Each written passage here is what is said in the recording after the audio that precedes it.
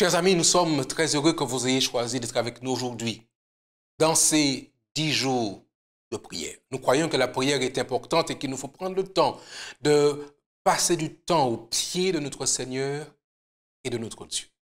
La thématique que nous développons depuis ces quelques jours, c'est celle de pouvoir expérimenter le fruit de l'Esprit. Parce que Dieu veut, vous comprenez bien, en nous produire de bons fruits. Et quand l'Esprit de Dieu nous environne, quand il nous entoure, nous produisons naturellement de bons fruits. Aujourd'hui, j'aimerais avec vous m'arrêter sur la joie. En effet, le fruit de l'Esprit, dit l'apôtre Paul dans Galates chapitre 5, verset 22, le fruit de l'Esprit, c'est aussi la joie. La Bible est pleine de textes qui nous parlent de la joie. J'aimerais avec vous, chers amis, aujourd'hui considérer au moins 2 paroles de la Bible. Dans le livre du petit prophète, Habakkuk, au chapitre 3, nous avons cette parole que j'aimerais vous inviter à considérer avec nous aujourd'hui. Je dis bien Habakkuk au chapitre 3, versets 17 à 19. Vous avez trouvé, je lis. Car le figuier ne fleurira pas, la vigne ne produira rien, le fruit de l'olivier manquera, les champs ne donneront pas de nourriture, les brebis disparaîtront du pâturage et il n'y aura plus de bœufs dans les étables. Toutefois, dit l'apôtre, je veux me réjouir en l'Éternel. Je veux me réjouir dans le Dieu de mon salut. Et il termine son texte avec ces paroles. L'Éternel, le Seigneur, est ma force. Il rend mes pieds semblables à ceux des biches et il me fait marcher sur mes lieux élevés. Chef des chantres avec des instruments à cordes. Habakkuk termine son ouvrage, termine sa complainte dans une invitation à louer Dieu. Avant de prier aujourd'hui avec vous, j'aimerais que nous puissions lire ensemble notre texte tiré cette fois du livre du prophète Ésaïe. Si vous voulez bien prendre vos Bibles, et nous lirons dans Ésaïe, je dis bien Ésaïe. Trouvez avec moi ce texte, Ésaïe au chapitre 12. Et je crois que ces paroles feront du bien à chacun d'entre nous aujourd'hui alors que nous voulons découvrir la joie dans la parole de Dieu. Je dis bien Ésaïe au chapitre 12. Je pense que vous avez à la maison trouvé ce texte et que vous pourrez le lire avec nous alors que nous le partageons. Tu diras en ce jour-là, je te loue, ô Éternel, car tu as été irrité contre moi. Ta colère s'est apaisée et tu m'as consolé. Voici, Dieu est ma délivrance. Je serai plein de confiance et je ne craindrai rien. Car l'Éternel est ma force et le sujet de mes louanges. Celui qui m'a sauvé, c'est lui qui m'a sauvé. Vous puiserez de l'eau avec joie aux sources du salut. Et vous direz en ce jour-là, louez l'Éternel, invoquez son nom. Publiez ses œuvres parmi les peuples, rappelez la grandeur de son nom, célébrez l'Éternel car il a fait des choses magnifiques. Qu'elle soit connue par toute la terre. Pousse des cris de joie et d'allégresse, habitants de Sion, car il est grand au milieu de toi, le Saint d'Israël. Ces paroles nous invitent à pousser un cri de joie en l'honneur de notre Dieu. Aujourd'hui, je voudrais prendre le temps de prier avec vous, afin que Dieu nous donne de faire l'expérience du fruit de l'Esprit qu'est la joie. Voulez-vous prier avec nous aujourd'hui? Prions donc. Éternel notre Dieu, nous savons qu'aujourd'hui, dans ce monde de souffrance et de tristesse, ce n'est pas facile d'expérimenter la joie. Mais pendant que nous sommes, pendant ces 10 jours de prière, nous voulons te demander de nous inviter, de nous aider, Seigneur, à faire cette expérience avec toi par ton esprit. Remplis-nous de ta joie. Remplis-nous, Seigneur, d'une gaieté, d'un sentiment de paix que toi seul peux mettre afin que nous puissions partager autour de nous ce que nous aurons vécu par ton Esprit Saint. Merci de ce que tu nous exauces. Merci de ce que tu exauces la prière de ceux qui prient chez eux à la maison. Tu es un Dieu qui entend. Tu es un Dieu qui exauce. Nous t'avons prié, Père, qu'au nom de Jésus et pour ta gloire. Amen. J'aimerais donc, chers amis, alors que nous partageons autour de la thématique de la joie, j'aimerais avec vous aujourd'hui considérer quelques citations de notre sœur Ellen White sur justement la thématique de la joie. Comment nous pouvons faire l'expérience de la joie. Voilà ce qu'elle dit dans l'un de ses ouvrages, Témoignages pour l'Église, volume 4 en anglais, à la page 625. Ceux qui demeurent en Christ, dit-elle, sont heureux. Ils sont enjoués, ils sont joyeux. Une douceur feutrée caractérisera leur voix. Une révérence sur les choses spirituelles et éternelles sera exprimée à travers leurs actions.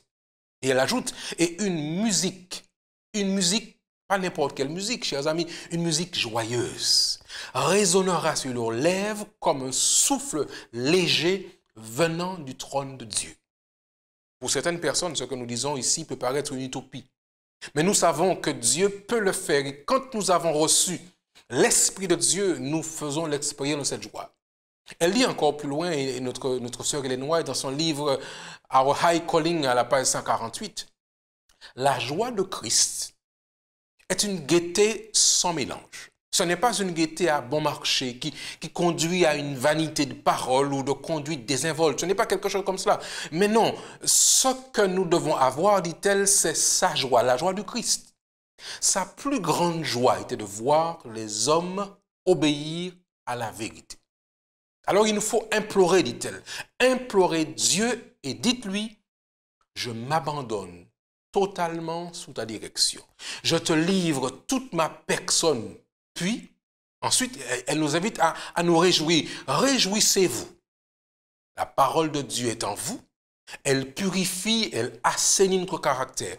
Dieu ne veut pas voir ses enfants vaquer à leurs affaires en ayant une anxiété et une tristesse exprimées sur leur visage. Oh, combien d'hommes et de femmes vont sur cette terre avec cette tristesse qui les entoure. Ce que Dieu veut, dit-elle encore, il veut que l'expression agréable de son attitude soit révélée en chacun d'entre nous qui prenons part à la nature divine. Car, dit-elle, nous avons le pouvoir d'échapper aux corruptions du monde. Nous ne sommes pas abandonnés, chers amis. Nous ne sommes pas orphelins à cause de la mort de Christ. Il est possible pour nous d'obtenir la victoire. Il est possible d'obtenir victoire sur victoire et d'être le peuple le plus heureux sur la face de la terre.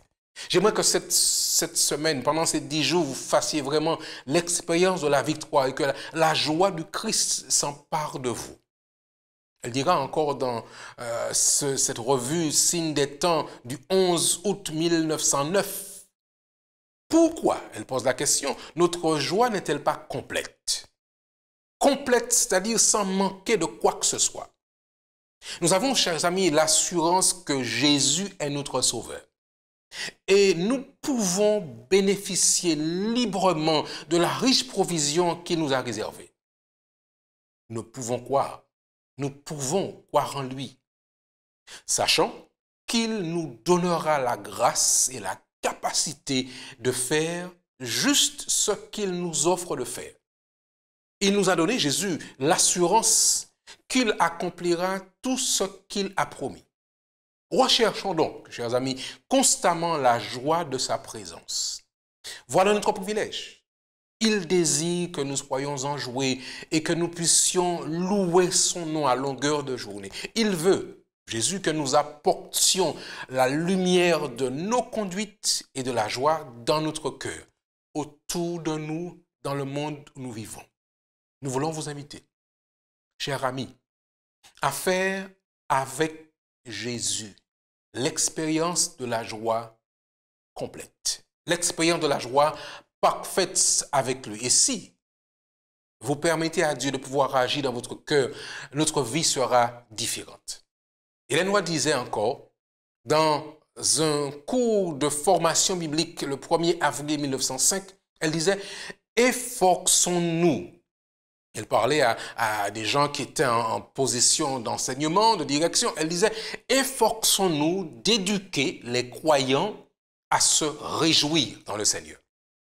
Il y a en effet trop de personnes qui passent peut-être, hélas, leur vie à pleurer, à se lamenter sur leur sort. Or, le croyant qui a Jésus dans son cœur doit passer son temps, sa vie à se réjouir dans le Seigneur.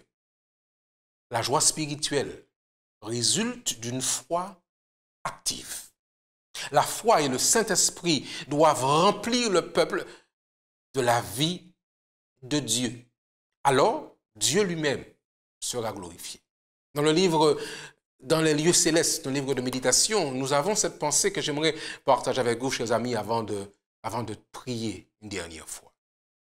Ce n'est pas ce qui est autour de nous, mais ce qui est en nous, ce que nous avons.